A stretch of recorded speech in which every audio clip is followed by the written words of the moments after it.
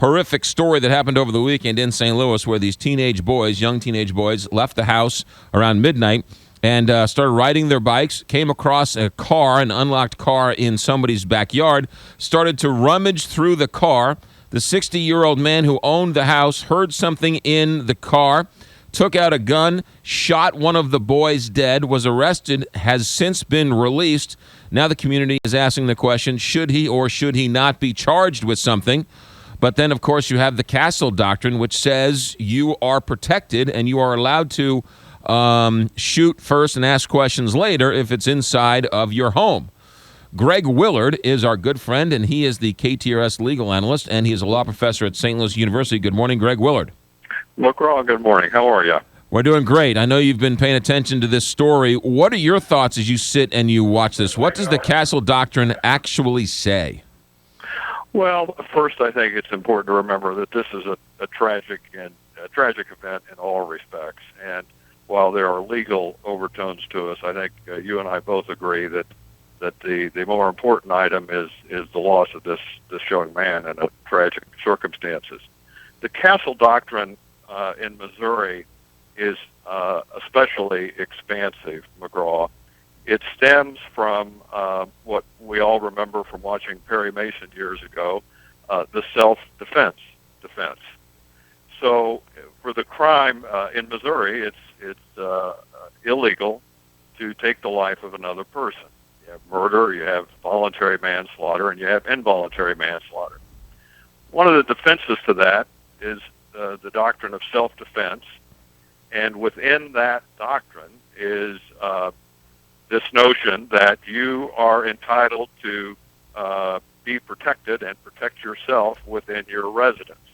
And that sort of the old English adage, a man's home is his castle. That's where the Castle Doctrine came from. It's part of the long-standing defense of self-defense to a charge such as this.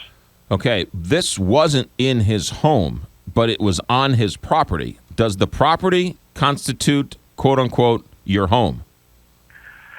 Well, that's what I meant a moment ago, McGraw, by Missouri's expansive Castle Doctrine.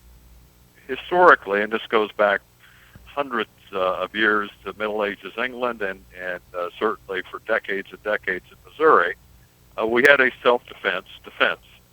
It required the person to reasonably believe that they were in fear of their imminent harm. The force had to be proportional, and they had a duty to retreat. So if there was someone breaking into your house under the Castle Doctrine, you did not have to retreat. In 2007, and then again in 2010, the Missouri legislature significantly expanded the Castle Doctrine. It used to apply just to your residence. Now in Missouri, McGraw, what I guess we could call the Castle Doctrine, but this part of the defense applies to any, quote, private property that is owned by the individual claiming the justification, end quote. So the Castle Doctrine in Missouri is no longer limited just to the actual four corners of your home, McGraw, but rather the Castle Doctrine in Missouri has been extended to include all of your property, number one, and number two, the element of proportionality of the response has been eliminated by the Missouri legislature. In this day and age where we have seen police officers come under scrutiny for all sorts of things, if a police officer saw this boy rummaging around in a car and shot, the police don't have the same protections under the law that the homeowner has, it seems. The police are held to a different standard under a different statute, and the criteria by which a police officer can use deadly force is set out in that statute. It is different from the homeowner. The homeowner in Missouri, or I should say the private property owner, since it's not just a homeowner, McGraw, it's private property. Right. You could think, for example, if this tragic incident the other evening took place out on a farm, and this young man was breaking into a car out in a farm field, several hundred yards away from the homeowner's home. The Castle Doctrine, as it is now written into the statute by the Missouri legislature, would arguably give that landowner the right to exercise deadly force against that intruder. Now, let me add quickly, because I think it's important, that this goes hand in hand with a basic requirement, and that is that just because someone is on your land, you can't shoot them. The basic requirement in Missouri is twofold. The person using the force, let's say the landowner in this case, that person, number one, has to reasonably believe that the force he or she is about to use is necessary to defend themselves.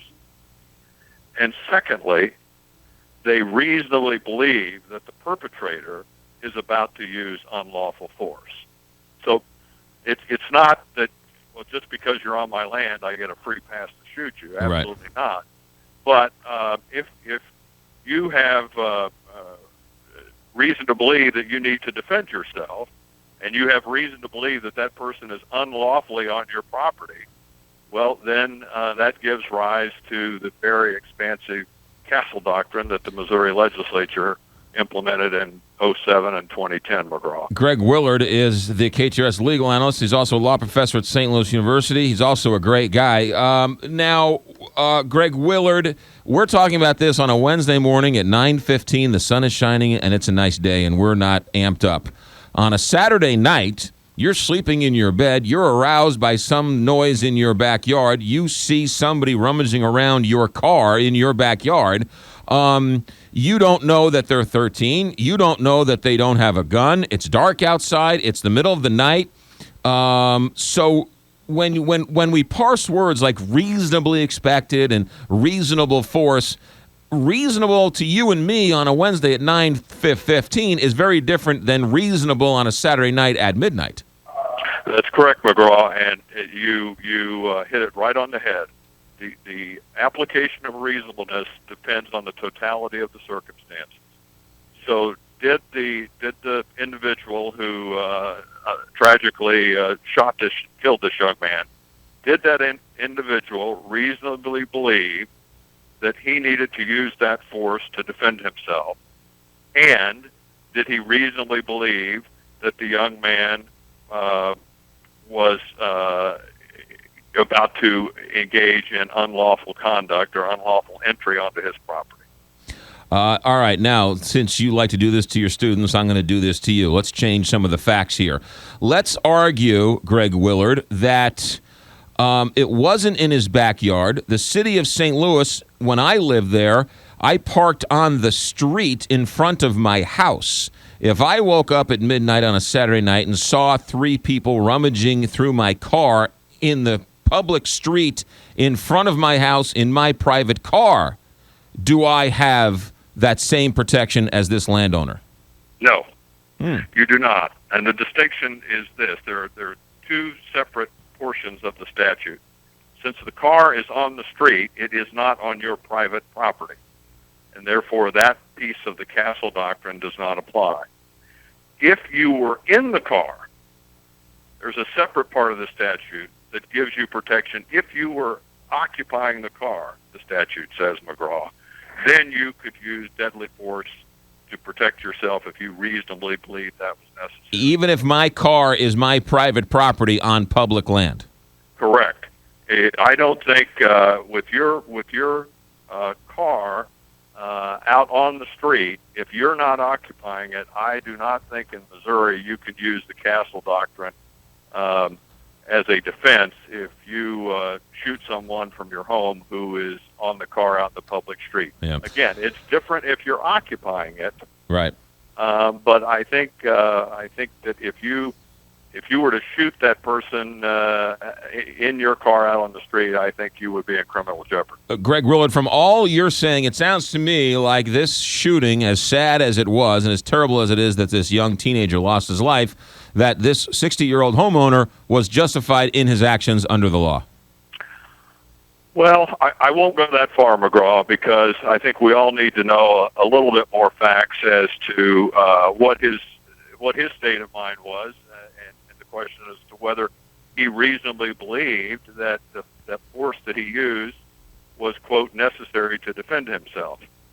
What I think we need to take a step back and recognize is the circuit attorney has a very difficult task in front of her and her assistants down there. And I'm sure they're looking at it carefully. But at the end of the day, let's not lose sight of this simple fact. The Missouri legislature has enacted laws expanding the scope of citizens' rights to use deadly force. Now, whether you or I agree with that as a policy matter, well, we can go to the ballot box and express that. But I think it's important that we not shine a spotlight critically or otherwise on the circuit attorney's office, because this is a very, very difficult statute. It is particularly expansive in the state of Missouri as compared to some other states. And it simply adds, unfortunately, to the horrific tragedy that our community has suffered with this young man's death. Greg Willard, great job as always. KTRS legal analyst Greg Willard, St. Louis University law professor. Greg Willard, have a good day. Thanks for checking in. Always great to be with you, my friend. See ya. 721, Big 550, KTRS. How's your